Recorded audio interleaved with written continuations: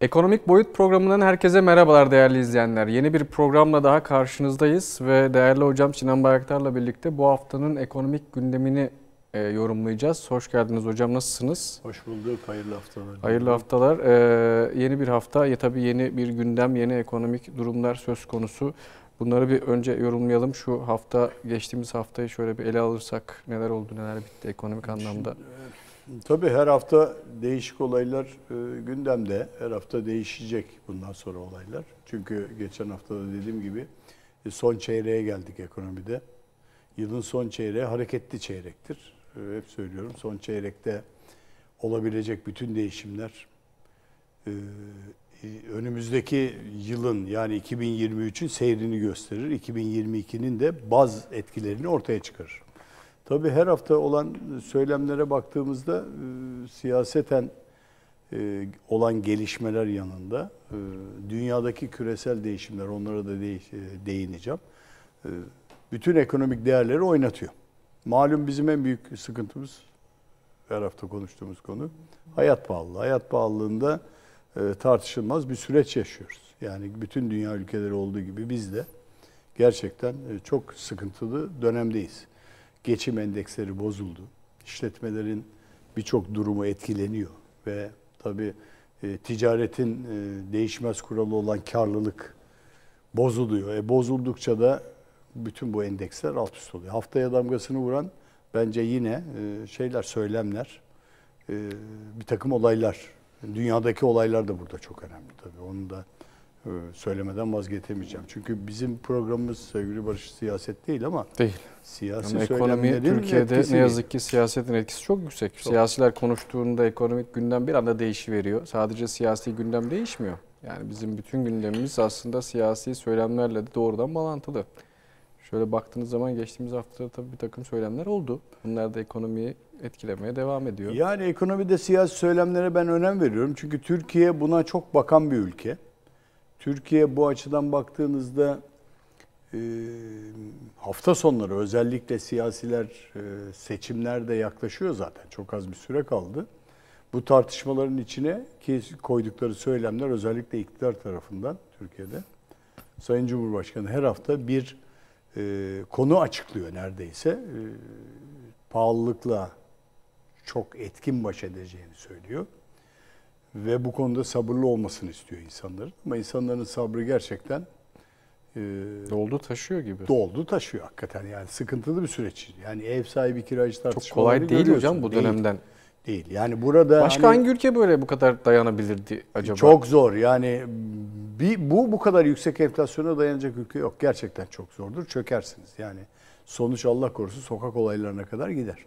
Bizde şükür ki olmuyor. Enflasyona belki alışıklıktan kaynaklanıyor. Belki arada verilen zamlar biraz takviye ediyor. Zaten Sayın Cumhurbaşkanı da biz ezdirmeyeceğiz. Gereken tedbirleri, gereken gelir artışını sağlayacağız diyor ve yapıyor arada bir de. Şimdi işte asgari ücret tartışmaları geliyor. Bu her hafta asgari ücret konuşacağız artık. Yani söylemler başladı. Rakamlar bir ortalama bir şeyler ortalama çıkmaya başladı. 8-10 bin liralar konuşuluyor asgari ücrette. Zaten enflasyon yüksek. Enflasyon yüksek olunca o enflasyonist oranda emekliye ve memura zam vermeniz gerekecek.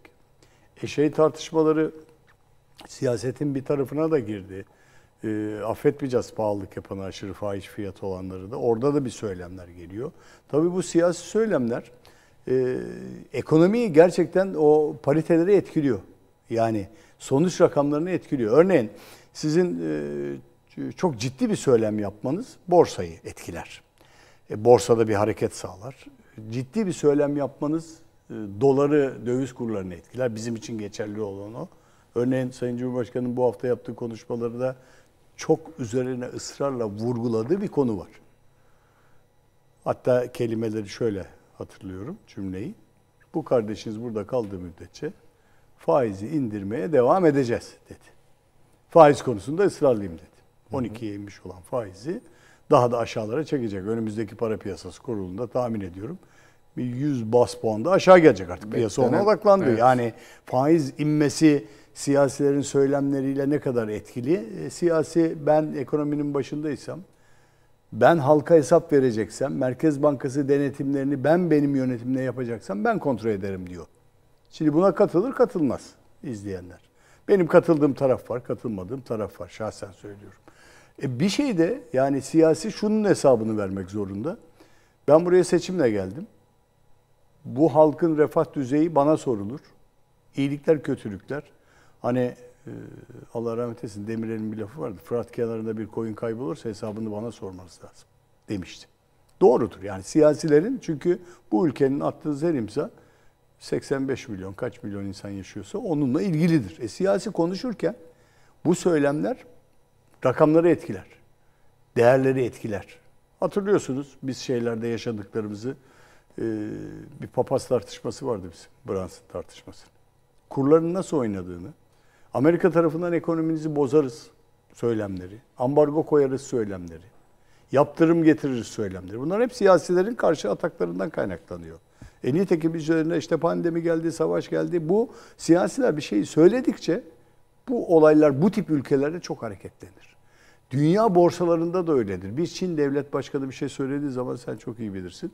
Çin borsaları alt üst olur. Amerika'da da öyledir. Nasdaq karışır. Evet. Ve dolayısıyla siyasilerin söylemleri şeyin üzerinde çok etkili Barış. Yani ekonomik rakamların üzerinde çok etkili ki biz günlük yaşayan bir ülkeyiz. Paritelerden dolayı, kurlardan dolayı, değişimlerden dolayı ve dolayısıyla etkilenip duruyor. Şimdi nereye vuruyor? Bizim en büyük tehlike şu. Hani hep sorulan soru, döviz kurları düşer mi? Çok olumlu şeylerin getirilmesi lazım, döviz kurlarının düşmesi lazım. Türkiye'nin çok ciddi döviz potansiyeline sahip olması lazım. Ki rezervler eksi de gidiyor. 18,5-19 dolara giden bir döviz kuru var dolarda. İthalatçı bir ülkesiniz, bu bedeli ödemek zorundasınız. Zaten düşürmek gibi bir durum da söz yok konusu zaten, değil. Yok zaten öyle bir niyetleri de yok zaten. Yani zaten konuştuğumuz model bu. Yani bir bocaladı çünkü ülke hocam. Evet, yani herkes şunu bekledi. Dolar yükselirken hükümet bastırır. Dolar yükselirken hükümet bastırır gibi bir politika var. Yıllarca bunu gördük biz. Ama sanırım hükümet bundan vazgeçti ve tabii bir bocalama oluyor ekonomide. Yani dolar yükselmeye devam ediyor ama kimse durdurmuyor. Yani yükselmeye de devam edecek gibi de duruyor. Hükümetin ya da siyasilerin bununla ilgili bir sıkıntısının olmadığını görüyoruz en azından baktığımız zaman. Bu bir politika anladığımız kadarıyla. Ekonomik bir politika şu an benimsenen bu. Yani biz enflasyonu veya faizleri düşüreceğiz. Dolar nereye çıkarsa çıksın gibi bir durum mu var? Geçenlerde Merkez Bankası döviz sattı dövizi baskılamak için. 3-5 milyar dolar gibi döviz çıkışı rezervleri de eksilmeye neden oldu. Satma, gerek yok o zaman. Yani dövizi baskılamak için Merkez Bankası satıcı pozisyonuna geçtiği zaman hani arz talep dengesinde ben de döviz bol satıyorum, vururum kafanıza dediği zaman etkili olmuyor artık. Olmuyor işte. Olmuyor. Yani bugün faizleri indirdiniz, piyasa umursamıyor faiz indirmesi. Yani faizler düştüğü zaman dolar kuru ne hale gelmişti hatırlıyorsun. Evet. Herkes faizleri yükseltirken enflasyonla, biz enflasyon %80 enflasyonla %12 Merkez Bankası politika faizi var. Eşyanın tabiatına aykırı. Mümkün değil mi? Ya baktığınız zaman mümkün değil. Şimdi şöyle sıkı para politikası yapmanız lazım enflasyonu frenlemek için. Ne yapacaksınız? Piyasadaki parayı çekmeniz gerekiyor. Neyle çekersiniz piyasadaki parayı? Türk lirası veya dövizi. Cazip tekliflerle çekersiniz. Cazip tekliflerin bir tanesi enflasyonu yüksek olduğu zaman ben en az enflasyon kadar sizi korumak için mevduatınıza faiz vereceğim, kar payı vereceğim veyahut da. Mesela. Çekersiniz, evet. Alırsınız onu. İnsanlar gider bankalara ticaretten aldıkları parayı faize yatırırlar. Bir dönem biz böyleydik. Ve dolayısıyla faize yatan para bankalarda park eder. Bankalar yüksek faizle kredi vermeye kalkar. Yüksek faizle kredi vermeyi tercih edenler, almayı tercih edenler alamaz ve işleri tehlikeye girer. Bunun en büyük tehlikesi şudur. Bankalar yüksek faizle mevduat topladıkları zaman yüksek faizli kredi vermek zorunda kalacak. Çünkü onun maliyeti para. Paranın maliyeti o. Çünkü emtiyazlı para satacak. Dışarıda üretim yapacak olanlar bankaya müracaat ettiğinde bu yüksek maliyetle karşılaşacaklar. Ve enflasyon daha berbat, üretim daha berbat hale gelecek. Daha pahalı hale gelecek. Şimdi hakikaten iki ucu pis bir değnek bu. Yani bir taraftan bileşik kaplar gibi dengeleme yaparken bir taraftan bir şeyi bozuyorsunuz. Şimdi burada yapılan politikada yani hükümetin tercih ettiği politikada siyasi söylemlerle ısrarla benle faiz konuşmayın. Peki indirdiniz faizi. Dışarıya döndünüz ama şunu söylüyor. Maliye yetkilileri ve Sayın Cumhurbaşkanı diyor ki siyasi söylemlerinde Kamu bankalarının eteğine yapışın, gelin kredi isteyin. Veriyor mu kamu bankaları diye Hayır. soruyorum ben de. Hayır. İş dünyası hayır diyor. Hayır diyor. Yani iş dünyasına dönüyorum, bakıyorum. Ben kredi alamıyorum diyor. Vermiyor diyor. Kim alıyor krediyi? Belki creditable tarafı çok yüksek olan büyük kuruluşlar giriyorlar. Krediyle döndürüyorlar. Ben de şeyi sordum geçen ihracatçılara. Exim Bank kredisi alabiliyor musunuz? Alamıyoruz dediler. O yok. Şimdi o yok, bu yok derken siz faizi isterseniz sıfır yapın. Yok olan şeyin değeri yoktur bana göre. Yani eğer siz para enjekte edemiyorsanız piyasaya, veremiyorsanız ki o fiyatlarla %12 ile bugün bana faiz %12 civarında, 15 civarı kredi var, ben alırım. Enflasyonun 80-90 olduğu bir ülkede, 100 olduğu bir ülkede 15'te cazip gelir para. Ben giderim başka yatırım aracına tercih ederim. O da ne yapıyor? Bence özel bankalar kısıyorlar parayı, vermiyorlar. Onlara da bence arka plandan tembihleniyor. Bana öyle geliyor. Yani benim yorumum o. Benim şahsi yorumum o.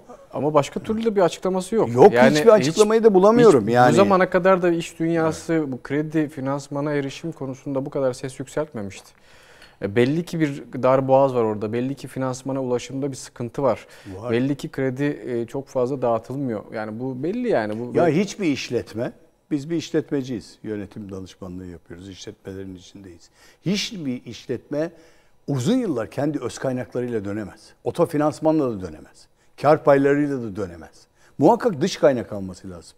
Dış kaynakla dönmeye çalışıyor. Çünkü işlerini geliştirebilmesi için içeriye bir sermaye koyması gerekiyor. O işi yapabilmesi için. Yatırım yapacaktır, sermayedir. Dışarıdan kredi kullanacaktır, para transferi yapacaktır, mal alacaktır, cazip şeyler. Uygun fiyatlı şey arar, para arar. Maliyeti düşük para arar. Gider onu alır, onunla yatırımı yapar. Hiçbir işletme ben 100 lira koydum, hep 100 lirayla ticaret yapayım diyemez. Böyle bir şey yok, olmaz. Gelişemezsiniz. Evet, dolayısıyla sende para varsa sana gelirim, senin maliyetin uygunsa senden alırım, kar payı veririm. Biz beraber çalışırız ama sen bana şunu söylersin, hocam dersin bende şu kadar para var, ben bunu sermaye olarak sana vereyim, sen bunu işlet. Ben de derim ki Barış şu kadar mal kazanıyoruz, bunun bir bölümü senin olsun. Dış kaynaktır, ben bunu tercih ederim. Banka da bunu yapıyor. Banka diyor ki bende para var, topladım milletten parayı, gelin ben size vereyim diyor. Dünyada sistem böyle döner bankalarda. Siz gidersiniz bankaya, ben şu malı buldum, şunu alacağım dersiniz. O da size uygun maliyetlerle verir. İşinize gelirse, karı kurtarırsa o parayı alırsınız. Hep ben para koyayım buna, ben hep karlılığı oraya koyayım. Mümkün değil. Yaşayacaksınız, onu kullanacaksınız. Dolayısıyla dış kaynağa erişemediğiniz zaman tıkanırsınız. Dış kaynağın iki türü var. Bir, ya işletme kredisi şeyi kullanırsınız, satıcı kredisini. Gidersiniz, Barış sende mal var alayım da 3 ay sonra ödeyeyim parayı dersiniz. Gereken teminatları verirsiniz. Çeki senedi. Alırsınız malı. İkincisi, Barış hayır ben vadeli vermiyorum, peşin veriyorum. Ben de giderim bir finansöre parayı alırım. Barış al paranı, ver malımı derim. Böyle bir sistemle döner. Yani bu iş böyle dönmek zorunda, bu çark. Bu akış, bu nakit akışı tıkanırsa, daralırsa ve bozulursa bütün sistemin yapısı bozuluyor. Şimdi Türkiye bunu yaşıyor şu aşamada. Yani kredi akışı yok, para akışı yok, nakit akışı yok ve dolayısıyla finansal tarafta zorluk yaşanıyor. Bankalar vermiyor. Verirse de yüksek öneriyor. Yüksek önerdiği zaman da bu sefer şeyi kurtarmıyor. Attığın taşa değmiyor. Yani yüksek maliyetle bir de tabii bankadan aldığınız kredinin şey tarafı çok ağırdır, yaptırım tarafı. Bir tıkandığınız anda, bir kriz geldiği anda banka gözünün yaşına bakmaz. Gelir kapına dayanır. Ver paramı der. Vermezsen şu olur diye başlar. İcralar, iflaslar, hacizler başlar ve dolayısıyla sıkıntının büyüğü burada.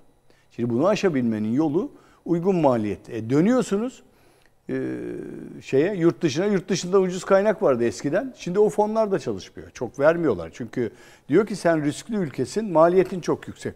Alırsan şöyle al benden diyor. Oradan da yüksek döviz maliyetli geliyor para. Ve dolayısıyla şimdi burada içeride tıkanıyorsun. Bana para lazım. Bakın bugün araba ticaretinde araba yok. Hadi neyse. Verilen tüketici kredileriyle, taşıt kredileriyle araba finansmanı sağlanıyor. İdi. Bugün araba finansmanına elini taşın altına sokacak banka yok. Bulamıyorsunuz. Araba yok zaten. Geç onu. Gayrimenkulde de aynı olay var. Bugün ev alacaksınız.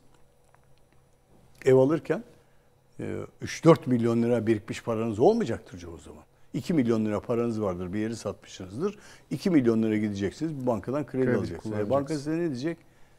%3 aylık faiz diyeceksin. %3 aylık faizle geri ödemeye baktığınız zaman o aldığınız ev 10 milyon liraya patlayacaktır. Doğru. Değer mi değmez mi yatırımına girerseniz o zaman siz buna girersiniz. Şimdi burada en büyük sorun faiz politikası. Doğru.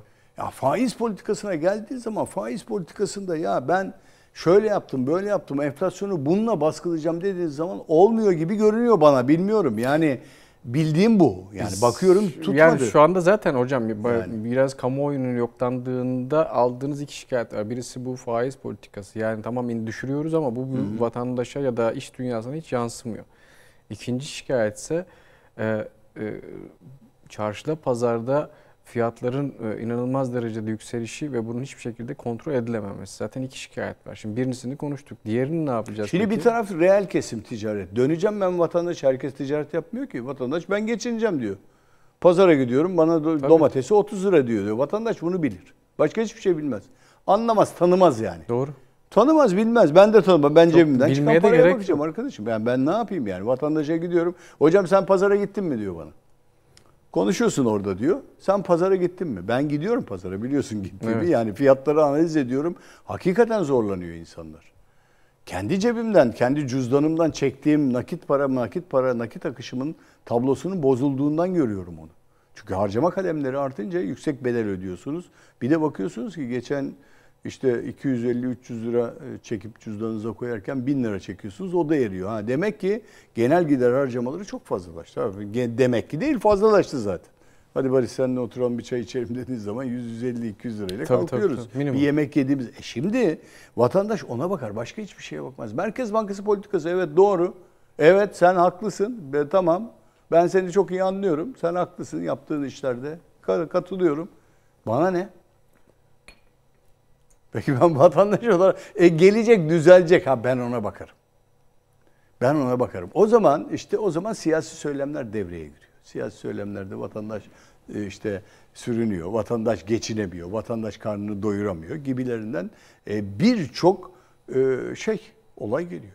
Şimdi sen eğer doların ateşini indiremiyorsan bugün yaptığın ithalatla ilgili her şey pahalılaşacak. Sen şimdi dolar düşmüyor. Niye düşmüyor? Düşüremiyorum. Düşüremiyorsan aldığım her şey pahalı.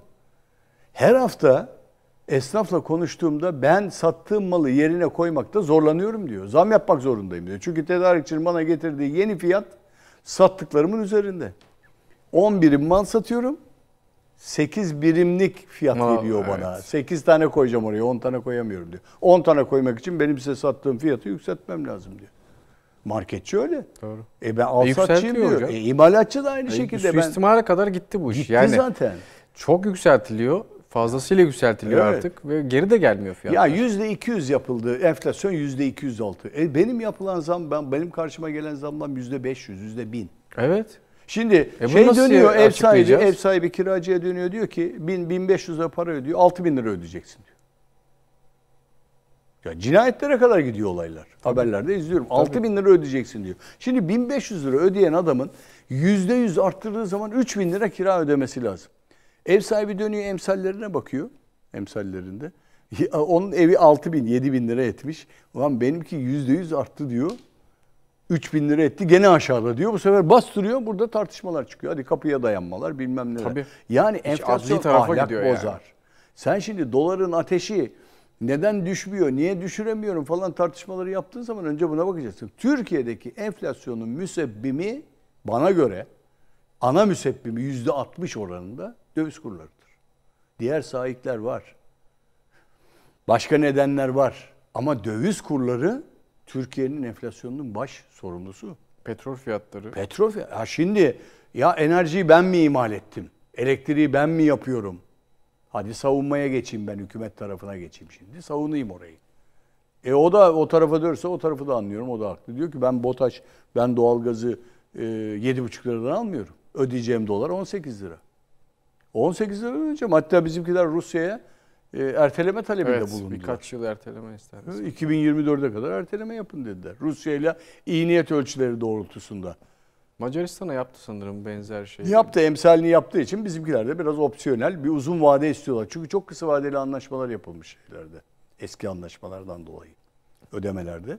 Onu çok zor uzatıyoruz. Gazprom'la yapılan anlaşmalarda, diğerlerde. Şimdi etrafınızda hemen gaz çıkmadı. Etrafınızda petrol çıkmadı. Etrafınızda büyük altın madenleri çıkmadı. Şimdi olmayınca Yani sen petrolü dışarıdan alacaksın, enerjiyi dışarıdan alacaksın, doğalgaz. Bugün bir şey üretebilmek için gaza ihtiyacım var. Bak Avrupalılara gaz kesildi, resesyon başladı, konuşacağız. Sıkıntı başladı. Çünkü ısınmayı bırak ama insanların temel ihtiyacı ayrı. Bak onu ayrı. Bugün gübre üretemezsiniz doğalgazınız olmaz. %80 oranında gübre üretiminde doğalgaza ihtiyacınız var. Gübre üretemediğiniz zaman besini alamazsınız. Rekolteniz düşer. Gıda zammı ve gıda kıtlığı başlar. Şimdi öyle birbirine bağlı ki bu lanet olası enerji işi.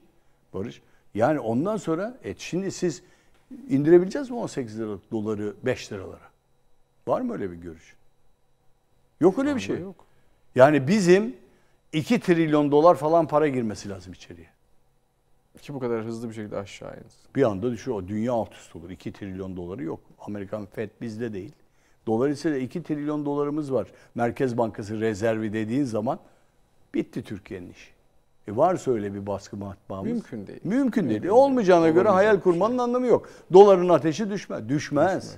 Ha daha yukarı gider mi? Gider. Şimdi enflasyonda yaşayan ülkenin insanları da şuna bakıyor. Ya ben dolarla yatırım mı yapayım? Dolar mı alayım? Paramı mı koruyayım?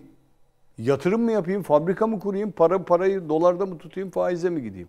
Şimdi ne yapacaksınız? Dün aldığınız şeyin değeri bugün yüksek gelecekse karşınıza yapacak tek şeyiniz var. Kendinizi korumak. Doğru. Kabuğunuza çekilmek veyahut o şeyleri hazırcılığa dönmek. 2001'de yaptık.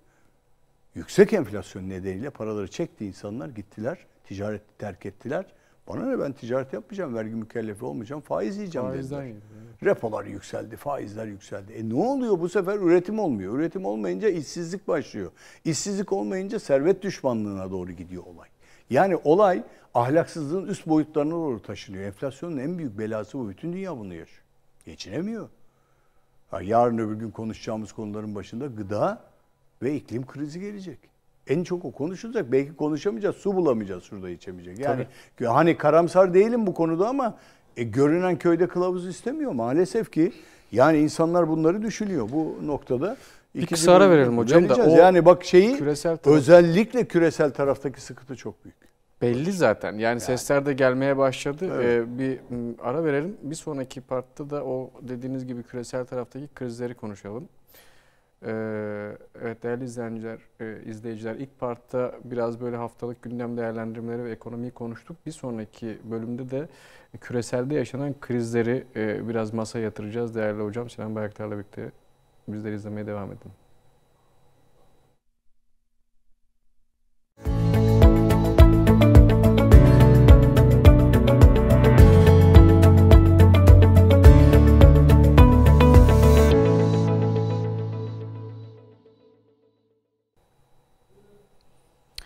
Evet, ekonomik haftalık gündem değerlendirmelerini yapmıştık değerli hocamla. Şimdi de biraz şu küresele açılalım hocam. Küreselde de işler sıkıntılı. Sadece bizim ülkemizde değil, dünyanın genelinde krizler ard arda gelmeye başladı. Enerji krizi, petrol krizi, doğalgaz krizi ve resesyon beklentisi, daha da ileriye gıda krizi kapıda.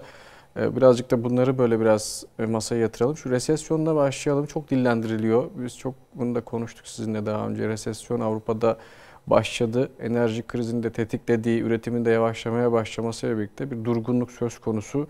Ne oluyor orada ya da ne beklemeliyiz Avrupa'da kışın? Şimdi küresel sisteme bakın. Ben hep incelediğim şu var. 2008 yılında küresel krizle başladı bu sistem. 2008 yılında gelen kriz, yani 2020 yılında pandemiyle tetiklendi. 2008'de o mortgage skandalları, finansal krizler falan başlamıştı. Dünya alt üst oldu. 2008'den bahsediyorum. Bak kaç sene. 2022 yılında da geldi, Ukrayna Savaşı ile devam etti. Yani bu son ikisinin eklenmesiyle küresel tedarik zinciri kırıldı. Küresel tedarik zinciri kırılınca enerji ve gıda fiyatları yükseldi. Kriz boyunca özellikle merkez bankaları sürekli para basarak krizin ekonomik canlılığı öldürmesini engellemeye çalıştılar. Bütün merkez bankaları yaptı bunu. Şimdi ve çöküşe yol açmasını engellemek için para veriyor piyasaya. Bakın Amerika 3'er 4'er milyar dolarlık kişisel yardım yaptı pandemi sürecince çalışanlara. Avrupa Birliği 13-15 milyar euroluk destek verdi ülkelerine. Yani orada geçinme şartlarına kira yardımı yaptı, işte enerji yardımı yaptı, hala yapmaya devam ediyor. Özellikle üzerinde duruyor. Yani parasal genişlemeyi mucizevi bir araç gibi kullanmaya çalıştılar. Ve merkez bankaları hangi seçimi yapayım diye tartışmaya başladılar. Yani para mı basalım, sıkı para mı yapalım? Sıkı para yaptığınız anda vatandaş geçinemiyor. Bu sefer sokak karışıyor. Yani insanlar özellikle gördükleri duruma göre yorum yapıyorlar. Şimdi dünyaya bakıyorsunuz, küresel krizde, resesyon tarafında insanlar kabuğuna çekilmeye başlandı. Çok ilginç haberler geliyor. Yani haberleri ve ekonomiyi takip edenler, özellikle küreselde yabancı yayınları ve sistemi takip edenler dünyada büyük bir sıkıntı olduğunu görecekler. Şimdi Afrika ülkeleri gıda bulup yiyemiyor. O ayrı bir sorun. Ciddi bir göç ve mülteci sorunu var. Ciddi bir sorun. Savaş var. Her tarafta da patlak verecek şekilde duruyor. Çok tetikte dünya tetikte şu an dünya. yani. Bizim dibimizde de aynı şekilde tabii, oyunlar hepimiz. oynanıyor. Aynı Ukrayna oynuyor. Bizim Yunanistan'da dibimizde oynuyor. Şimdi ne yapıyor insanlar? Hepimiz dahil olmak üzere bir korku, endişe ve karamsarlık geliyor insanlara. Endişe, karamsarlık beklentileri bozuyor. Beklentileri bozduğu zaman insanlar bu sefer içine kapanıyor ve bir sürü sorunlar çıkıyor. Ailevi sorunlardan tut, sokak sorunlarına kadar birçok sorun çıkıyor. Bu sosyoloji ve kültür çemberinin bir gereğidir yani. Bunu böyle görürsünüz. Başka türlü göremezsiniz. Yani özellikle algınızı bulunduğunuz duruma göre yaparsınız. Her ülke kendi durumuna göre algı yapar. Şimdi Türkiye'nin algısı, Türk halkının algısı. Dışarıdan bakılan algı farklıdır Türkiye'ye. İçeridekilerin algısı farklıdır. Dışarıya bakış açısı farklıdır. Biz zannediyoruz ki dünya dört dörtlük, her şey pırıl pırıl gidiyor dışarıya baktığımız zaman. Yani görüntüleri gördüğümüz zaman. Diyoruz ki ya bunlar rahat yaşıyor. Hayır, alakası yok. Resesyon her tarafta başladı. Fiyat artışları dünyanın her tarafında sıkıntı şu anda. Nereden kaynaklandı? Tedarik zincirinden. Pandemide tedarik zinciri bozuldu mu? Çok inceledik biliyorsun Barış. Yani senin 2.000 dolarlık konteynerin 10.000 dolara çıktı mı? Tabii. Lojistik zinciri bozuldu mu? Limanlar kapandı mı? Nereye yansıdı mala? Bugün sen 1 liraya aldığın malı 5 liraya getiriyorsun. Satarken 7 liraya 8 liraya koyuyorsun. Tüketici diyor ki ben bunu 3 liraya alıyordum. 3 liraya alıyordum. Şimdi senin karşıma 9 lira 10 lira çıkardın. Adamın gelirinde artış yok tüketicinin. Bugün Avrupa o seviyeye geldi. Yani gelirde artış olmayınca ne yapıyor adam? Gelirde artış olmadığı zaman geri çekiliyor. Harcama kalemlerini kısıyor. Arabasını kapatıyor. Konforundan vazgeçiyor. Yaşam alanlarını daraltıyor. Evet. Her şeye ben her hafta işte şuraya gidecektim, gitmemeye çalışıyor. Şimdi dönüyorum. Bu tarafa baktığınız zaman dünyada bu sıkıntılar içinde dünya kabuğuna çekilmeye başlandı. Örneğin dün değil evvelsi gün okuduğum yurt dışı haberlerde odun ithal talebi arttı. Bakın İngiltere, Almanya soba ve odun ithal talebi artıyor. Odun istiyorlar. Bildiğiniz yakacak odun. Çünkü kendi ülkelerinde kısıtlamaya başladılar ormanları yakmasınlar diye. Belirli seviyede odun fiyatları çok yükselmiş, ster fiyatları. Aşırı şekilde o tarafa bakıyorum. Niye biliyor musunuz? İnsanlar üşüyeceklerinden korkuyorlar. Alışık da değiller. Tabii. Şimdi bu kuşak hiç alışık değil. Şimdi biz şeyi bir kapatalım, doğalgazı. Alışık mısın? Bir Tabii kaloriferi ki. kapatalım. Soba yakabilir misin? Biliyor musun soba yakmayı? Bilmiyorsun. Şimdi soba, hadi evinde soba bacası bile yok. Onların şömineleri ve bacaları duruyor. Şimdi Eski soba istiyor. binalar. Bakın geçen Almanya'dan gelen haberi söyleyeyim size. Şeye gitmeye başlamışlar. Yani bunlar hani Türkiye ile Almanya'yı kıyaslıyorum mantığı gelmesin sakın insanların başına. O ülkeler daha refah düzeyi daha yüksek olanlar. Ama insanların sıkıntısı ve algısına, küresel resesyona bakıyorum. Ben doğalgazla dünyanın parasını ödemeyeceğim. Bu sene doğalgazı kapatacağım diyor Avrupalı. Şömine duruyor orada, şömineyi açacağım. Ne yapıyor biliyor musun? Ormana gidiyor, yakındaki ormanlara. Dalları malları toplamaya başlamışlar. Bu sefer devlet tedbir almaya başlamış. Her ormana girilmiyor.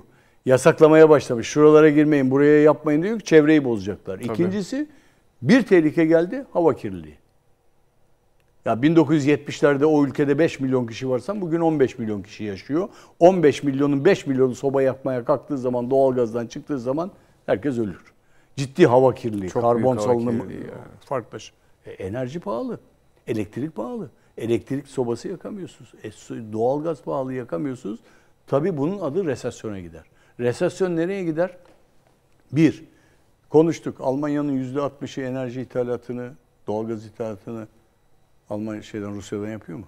Rusya daha kesmedi tam anlamıyla. Keserse ne olacak? Almanya'nın fabrikaları çalışmayacak. Efendim bilmem nenin, Polonya'nın, Hollanda'nın fabrikaları çalışmayacak. Çalışmadığı zaman üretebilecek mi? Hayır. Üretemediği zaman raftaki mal pahalılaşacak mı? Yok çünkü. Küresel kriz bu. Küresel kriz, resesyon dediğimiz o. Bizde de ufak ufak başladı. Siz 10 liralık bir malı 100 liraya karşımıza getirdiğiniz zaman ben de alamayacağım. Duracağım.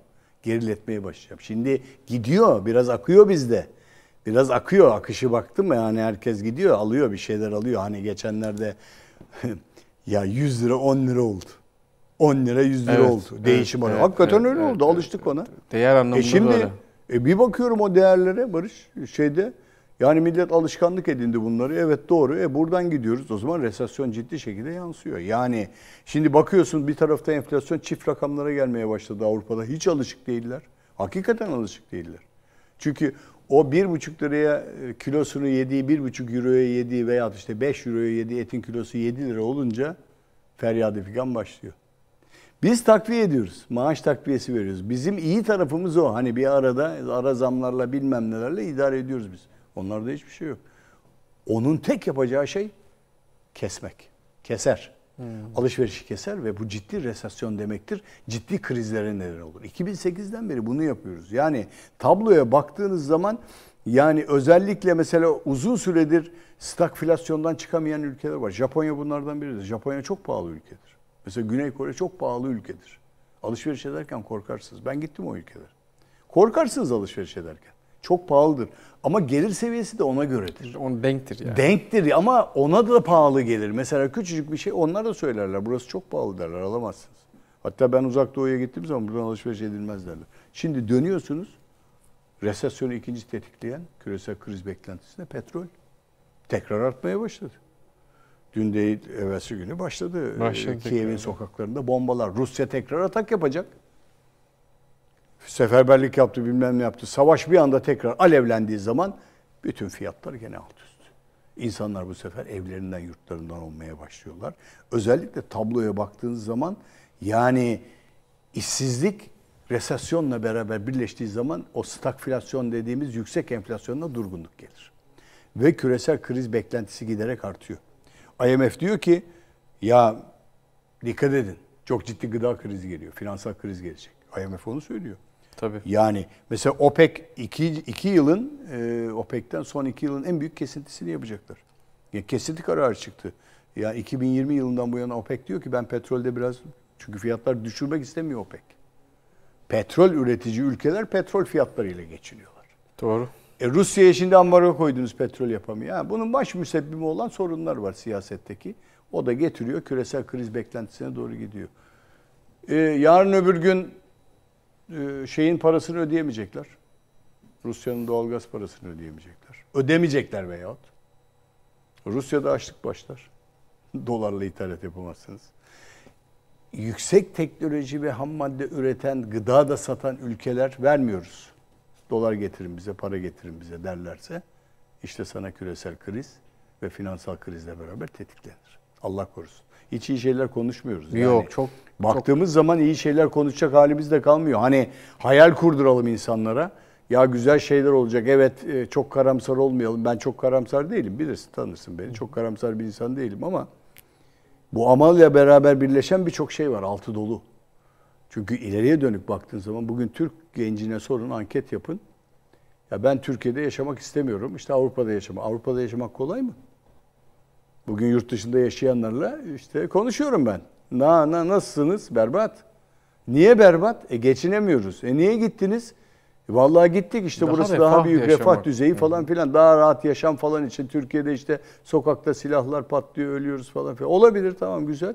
Ama belki geçim kaynağı olarak bugün belki bak ben sana açık bir şey söyleyeyim.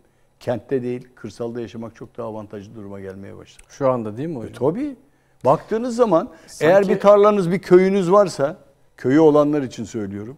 Gidip oralarda yaşamak, eğer imkanları varsa orada yaşayıp gezinmek, sadece her şey para değil.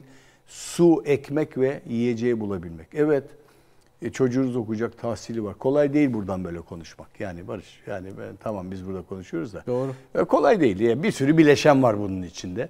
Her türlü şartlar ve zorluklar bugün küresel kriz beklentisini arttırıyor. Hiç kimsenin dünyada huzuru olmadığını biliyorum. Bugün eviniz yıkıldı, göç ettiniz çok mu? Yani keyifli bir şey değil. Ben Kosova ve Sırbistan krizini yaşamış bir insanım. Şöyle yaşadım arkadaşlarımla. Evlerini terk edip geldiler, biz misafir ettik onları. Göç ettiler, göç etmek zorunda kaldılar. Geldiler, biz burada o arkadaşlarımızı burada beraberce onlarla beraber bir süre yaşadık. 2-3 ay sonra Allah'tan savaş çabuk bitti de döndüler. Döndükleri zaman evleri tahrip edilmiş, eşyaları çalınmış, içeriye girilmiş, pislenmiş vaziyette buldular. Şimdi empati yap. Senin evine böyle olduğunu düşün bugün İstanbul'da. Allah muhafaza etsin. Tabii. Yani biz hani depremden bile korkuyoruz. Özellikle işsizlik, işte işsizliğin getirdiği fiyat artışları, işsizliğin getirdiği sıkıntılar ve dolarizasyonun getirdiği küresel kriz beklentisini arttırıyor. Ama bunun baş müsebbimi sevgili Barış, enerji. En çok konuşacağımız konu o.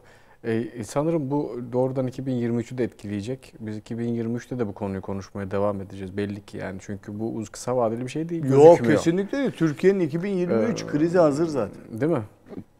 Seçim geliyor. Ne olacağı belli olmayan bir seçim var. Evet. O kazanacak, bu kazanacak hiçbir zaman söylenemez. 20 yıllık bir iktidar var. Ne olacağı belli değil. Yani bir sürü taviz veriyor, bir sürü şey veriyor. Belki para basıyor, belki cepten harcıyor. Seçim yatırımları gelecek. O var. 2023 dünyadaki Türkiye krizi şeyleri seçimi bütün dünyayı ilgilendiriyor. Siyasi konjonktürün değişimini sağlayacaktır. Yani Türkiye basit bir ülke değil. Ortada bir denge. Bölgede de çok yani bölgede de çok kritik bir ülke. Bir taraftan sınırlarında tahrik var. Bir taraftan enerji krizi var. Bir enerji krizini çözmek için bir sürü arayış var. Biz nerede petrol arıyoruz? Denizlerde, mavi denizlerde. Kıyameti koparıyor Yunanistan. Getiriyor, dibine dayanıyor Amerika'nın teşvikiyle. Karadeniz'den petrol, doğalgaz arıyoruz. Bunların hepsi çıkacak, gelecek de bizi refah. Enerji, elektrik.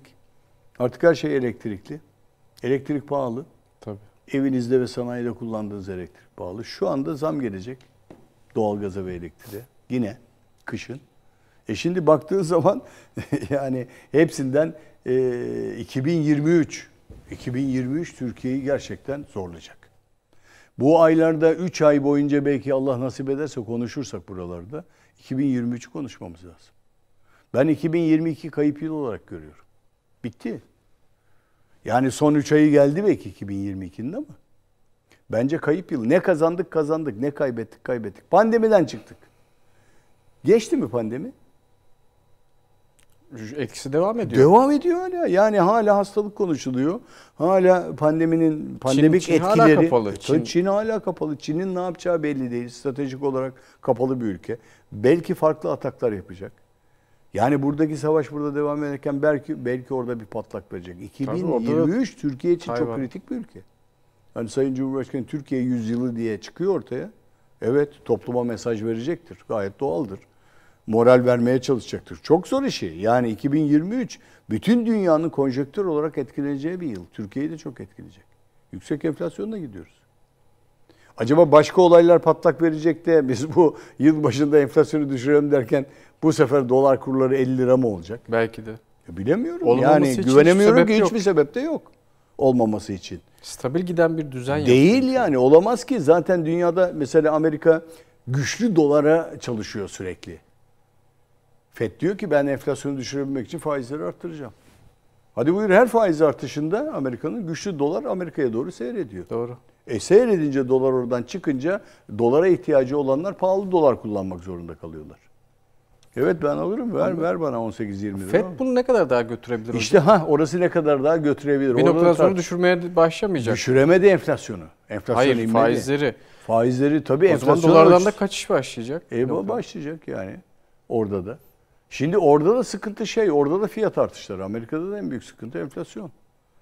Orada da alışık değil. Yani orada benzinin galonuna işte 4 dolar vermeye alışık değil. 2 dolar veriyordu. Evet. Şimdi 4 dolar veriyor galonuna. 3 litreye denk geliyor herhalde o.